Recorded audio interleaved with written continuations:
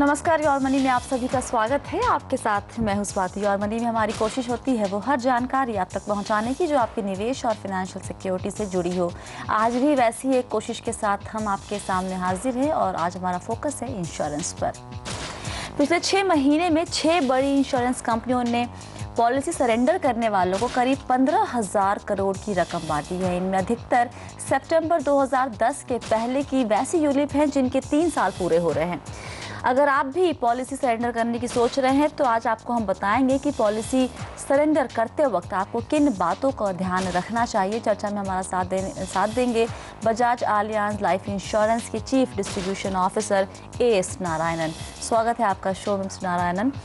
पहले आपसे यही जानना चाहेंगे हम कि क्या वाकई ऐसा ट्रेंड दिख रहा है, क्या इंश्योरेंस कंपनियों के सामने ऐसे केसेस आ रहे हैं जहां पर लोग अपनी पॉलिसी सरेंडर करना चाहते हैं?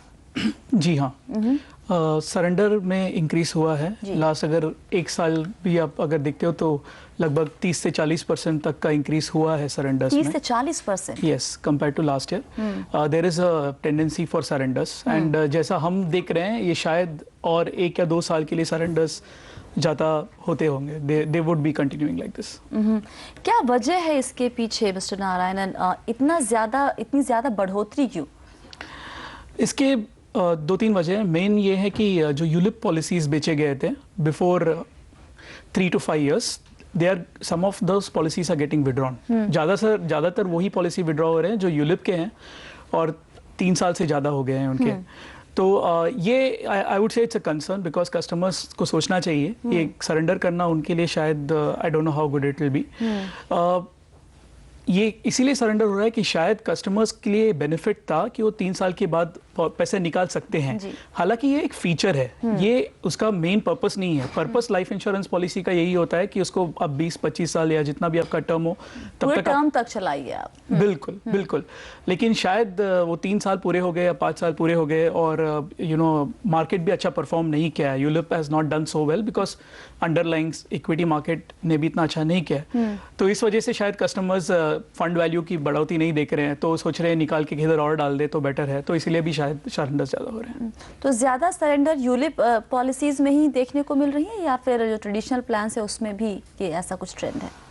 ट्रेडिशनल पॉलिसीज में ऐसा कोई क्लियर ट्रेंड नहीं है। यूलिप में यस सरेंडर ज़्यादा देखने मिल रहे हैं। यस, आप जाहिर सी बात है ये सलाह देंगे कि आप 10 साल या जितना पॉलिसी का टेन्योर है आप तब तक एक ग्राहक को उस पॉलिसी को चलाना चाहिए। लेकिन जिन्होंने सोच लिया है कि उन्हें पॉलिसी बंद करनी, जिन्हें दिख रहा है कि वहाँ ग्रोथ नहीं है उनके पैसे की और वो चाहते ही है बंद करना, उन्हें हम क्या सलाह दे सकते हैं कि जब वो बंद करने की सोचे इस पॉलिसी को तो किन बातों को ध्यान में रखें? मेरी पहली सलाह तो ये होगी कि उन्हें एक बार नहीं दोबारा सोचना चाहिए इस बारे में। क्योंकि ऐसा है ना कि यूलिप प्रोडक्ट में जो चार्जेस है वो फ्रंट लोडेड है, जो कि पहले साल में ज़्यादा होते हैं और उसके बाद कम होते हैं। तो अगर आपने सिर्फ 3 साल के लिए पॉलिसी रखा तो पहले साल 20 साल का पॉलिसी में पहले साल में सबसे ज़्यादा कॉस्ट होता है, वो आप इनकर कर चुके हो। आगे चल के आपका कॉस्ट बहुत कंट्रोल में, यानी इट्स वेरी नॉर्मल, ज़्यादा कॉस्ट नहीं है typically in most policies.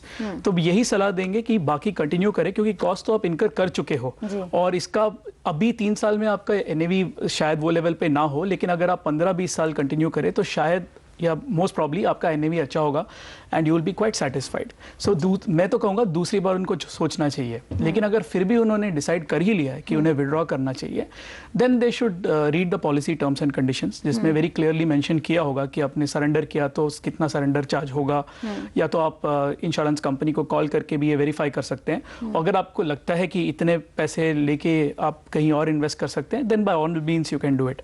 But cost पहले इनकर हो चुका है, आगे चल के रास्ता अच्छा होने का उम्मीद ज़्यादा है। तो मैं यही सलाह दूंगा कि वापस वो दोबारा सोचे इस बारे में। ऑलराइट, अगर 3 साल पूरे हो चुके हैं पॉलिसी को और आप भी यही सोच रहे हैं कि फंड वैल्यू कुछ खास नहीं है तो और बंद कर दें आप उस पॉलिसी को, वो पैसे कहीं और निवेश करें, तो यहाँ पर बजाज लाइफ इंश्योरेंस के chief, Bajaj Allianz life insurance के chief distribution officer S Narayan बताते हुए कि दोबारा सोचिए पॉलिसी बंद करने के पहले, क्योंकि आपने बहुत ज़्यादा कॉस्ट ऑलरेडी दे दिया है, कंपनी को आपने बहुत कुछ दे दिया है। अब आपका वक्त आ चुका है कि आप कंपनी से लें, अब आपकी फंड वैल्यू के ग्रो करने का वक्त है। अगर इस वक्त बंद करेंगे अपनी पॉलिसी को तो आप शायद नुकसान लेके बाहर निकल रहे हैं। तो दोबारा ज़रूर सोचिए और एक बार टर्म्स एंड कंडीशंस पूरे ध्यान से पढ़ लीजिएगा। कितने पैसे कटेंगे, कितने पैसे आपके हाथ में आने वाले हैं, ये आपको देखना एक बार ज़रूरी है। तो यहाँ पर हम लेते हैं एक छोटा सा ब्रेक के बाद हम शुरू करेंगे सवाल जवाब का सिलसिला। आप बने रहिए हमारे साथ।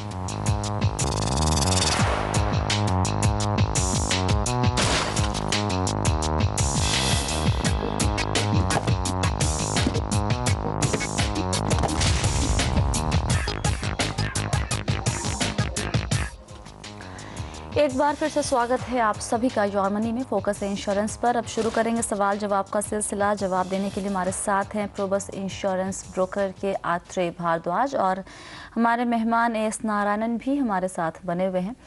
सवाल पहला नितिन का लेते हैं। बेंगलुरु से सवाल इन्होंने भेजा है ईमेल के ज़रिए।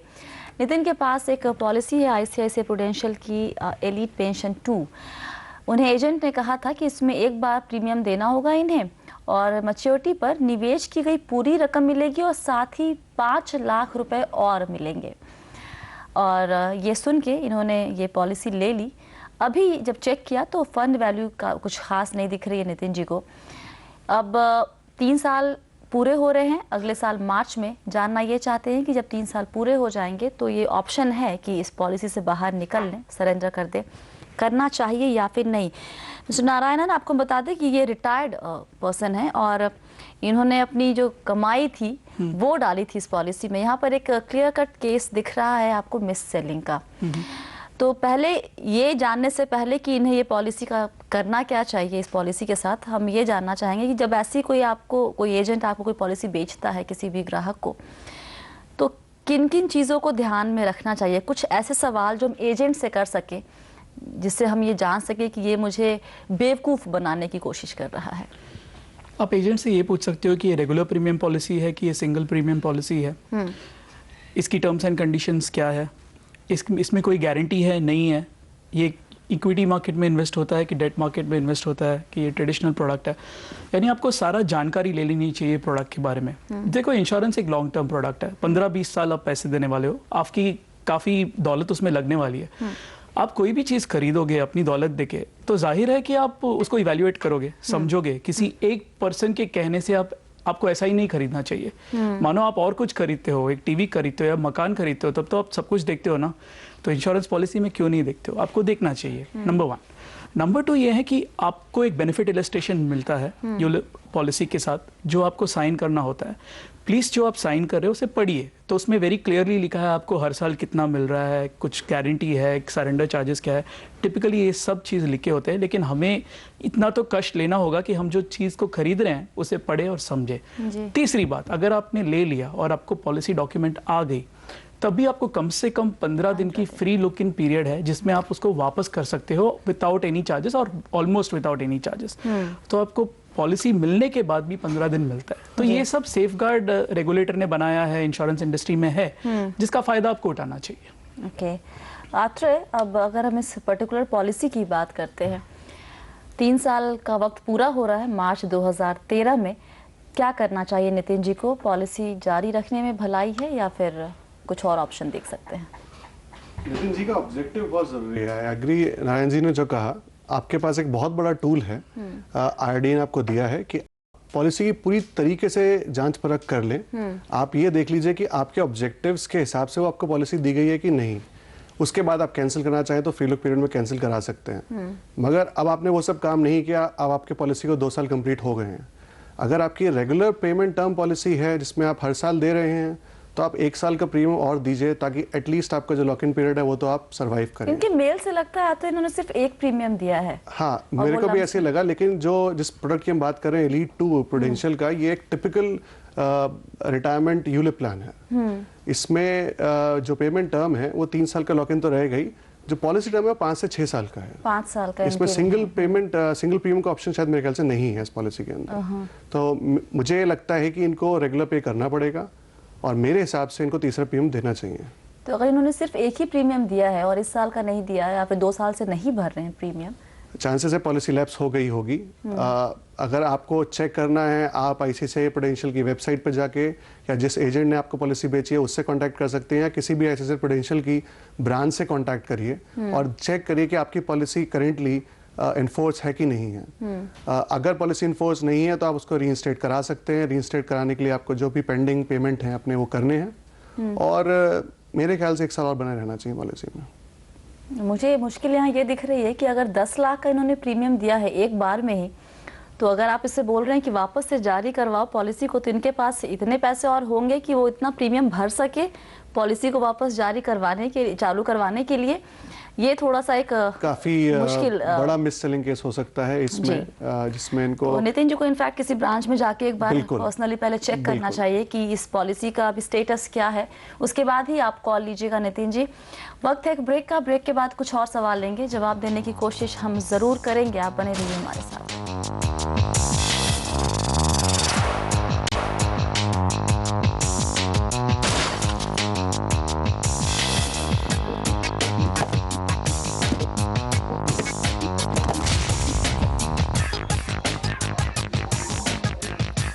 योर मनी में आप सभी का एक बार फिर से स्वागत है। फोकस है इंश्योरेंस पर। सवालों के जवाब दे रहे हैं आत्रेय भारद्वाज, साथ ही हमारे साथ बने हुए हैं एएस नारायणन।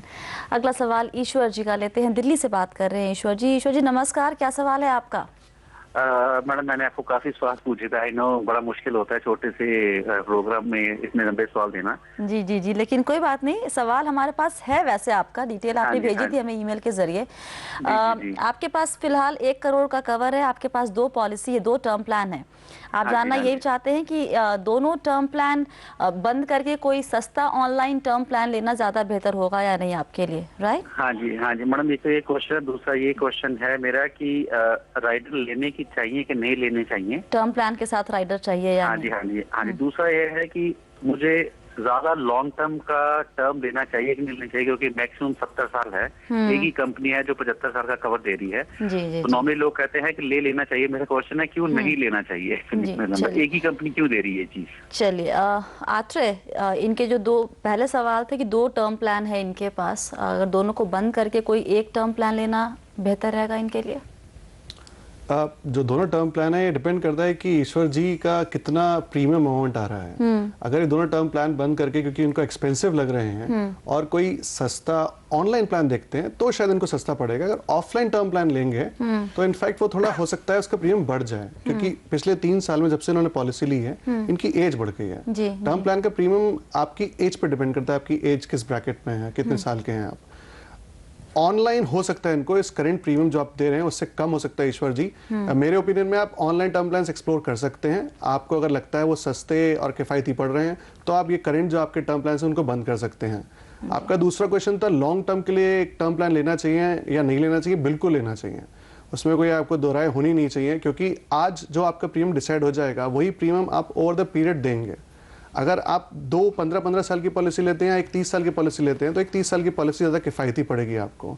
और जितनी जल्दी एज में कोई भी व्यक्ति एक टर्म प्लान लेता है उतना सस्ता उसका पड़ता है। जैसे मैंने कहा कि उसकी एज पे उसका प्रीमियम डिपेंड करता है। तो मेरे ओपिनियन में आप दूसरा ऑनलाइन टर्म प्लान का ऑप्शन देख के अगर आपको चीप लगता है तो आप ये दोनों पॉलिसीज डिसकंटिन्यू कर सकते हैं और एक लंबे अवधि का टर्म प्लान ले सकते हैं। मिस्टर नारायणन, ईश्वर ये भी जानना चाहते थे कि एक टर्म प्लान लेना बेहतर होता है या फिर अगर मान लीजिए 1 करोड़ कवर है तो उसको 2 टर्म प्लान में बांटना ज्यादा बढ़िया होगा पॉलिसी होल्डर के लिए?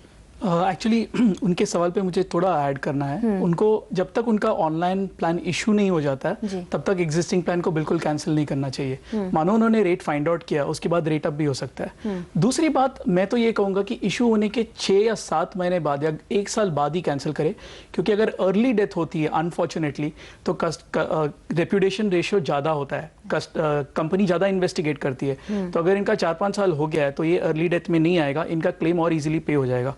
क्योंकि इंश्योरेंस लेने का मेन पर्पस है कि आपका क्लेम पे हो जाए और आपके कवर बना रहे। तो जब तक ये 100% श्योर नहीं है, ये सब देख ना ले, मैं बिल्कुल नहीं एडवाइस करूंगा कि ये 2 पॉलिसी कैंसिल करें, even if it is a little more costly. Number 1। Number 2, जो ये क्वेश्चन है कि क्या एज तक है, आई वुड सजेस्ट दैट आप 60-65 तक ले, 75 तक ना ले, माय पर्सनल ओपिनियन। क्योंकि वो एज में आप कमा नहीं रहे हो, आप insurance, term insurance income protect करने के लिए ले रहे हो, जान प्रोटेक्ट करने के लिए नहीं। So unless you are not, आप तो अर्न नहीं करने वाले, तो आप क्या प्रोटेक्ट करो? तो टिपिकल, और उस टर्म पे बहुत एक्सपेंसिव हो जाता है, उसका एडिशन आप पहले भी लेते हो तो उसकी मोर्टेलिटी बहुत होती है। तो 60-65 इज टिपिकली इनफ। तीसरा क्वेश्चन जो है, एक या दो लेना चाहिए। मैं कहूँगा कि अगर आपका कंपनी पे कॉन्फिडेंस है, आप पूरे अंडरराइटिंग प्रोसेस में जा ही रहे हो, तो एक पॉलिसी बेटर होगा। आपका कॉस्ट शायद लो होना चाहिए, क्योंकि 2 पॉलिसी से एक पॉलिसी में वो एक्सपेंस ऐसा लोड होता है कि शायद वो चीपर हो। तो अगर आप एक अच्छी कंपनी से ले रहे हो तो शायद आपको एक ही लेना चाहिए। क्विकली एक लाइन में आत्रेय, कौन-कौन से राइडर्स टर्म प्लान के साथ लेने जरूरी है? Accidental death benefit is a typical rider, बहुत कम कॉस्ट होती है और उसमें आपको डबल कवर मिलता है। वो टिपिकल राइडर जरूर ऐड लें, बहुत किफायती और किसी भी पॉलिसी के तहत कर सकते हैं। ओके, चलिए, बहुत बहुत शुक्रिया आप दोनों का आज हमारे साथ इस शो में जुड़ने के लिए। और फिलहाल योर मनी में इतना ही। आप सभी बने रहिए CNBC आवाज़ के साथ। नमस्कार।